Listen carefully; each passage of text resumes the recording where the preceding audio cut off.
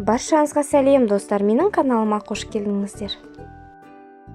Бүгін сіздерге өте дәмді, ауызға салғанда еритін меренговый рулеттің рецептісімен бөліскім келеді. Видеоны соңына дейін көріп, міндетті түрде жасап көріңіздер.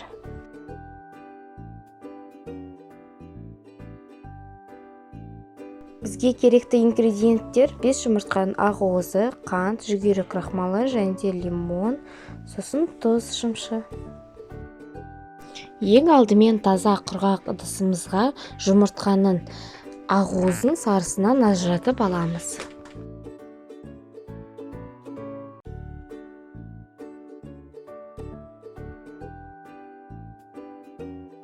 Содан кейін шымшы тұз қосамыз және қантты, лимонның соғын қосып, жақсылап тұрып миксердің жоғары жылдамдығында массамыз өз формасын ұстағанша жақсылап араластырамыз.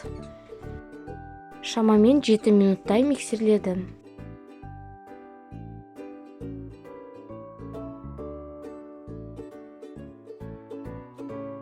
Меренгамыз өз формасын жақсы ұстайды. Енді жүгері крахмалын қосып, лопатка көмегімен жоғарыдан төменге қарай араластырып аламыз.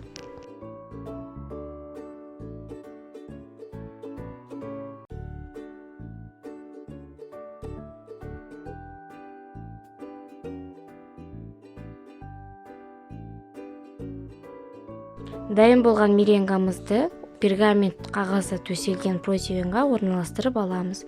Бір келкі тегістеп шығамыз.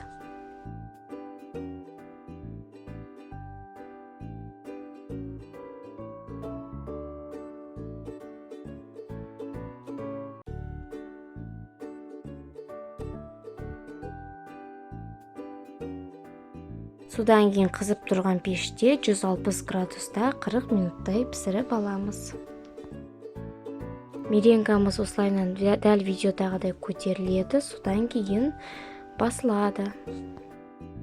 Пештен шыққан меренганы екінші пергамент қағазын төсеп, соған аударамыз да пергамент қағазын ақырындап жайлап шешіп аламыз. Содан кейін толық суытып барып кремін жағамыз.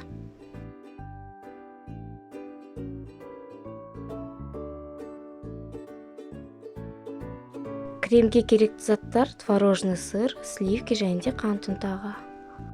Ең алдымен творожный сырға қант ұнтағын қосып, жақсылап миксерлеп аламыз. Содан кейін 33 немесе 35% сливкиді қосып, тағы да жақсылап араластырып аламыз.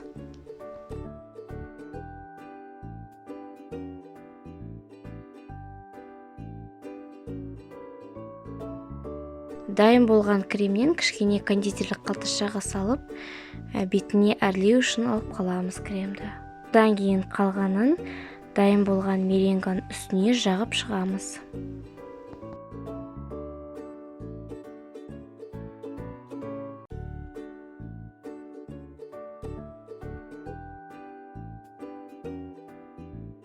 Ортасына содан кейін клубниканы салып шығамыз.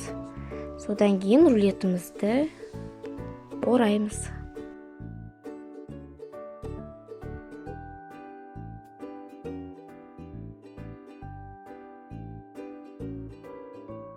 Дайын болған меренговый рулетті 2 сағатқа тоңазытқышқа салып қоямыз. Содан кейін ұсына берулеріңізге болады. Кішкене алып қалған кремді бетіне осылай әрлеп, содан кейін өз қалауларыңыз бойынша оформление жасауларыңызға болады. Видео ұнаса менің каналыма тіркеліп, лайк басып, комментарий қалдыруға ұмытпаңыздар. Келесі видеода кездескенше.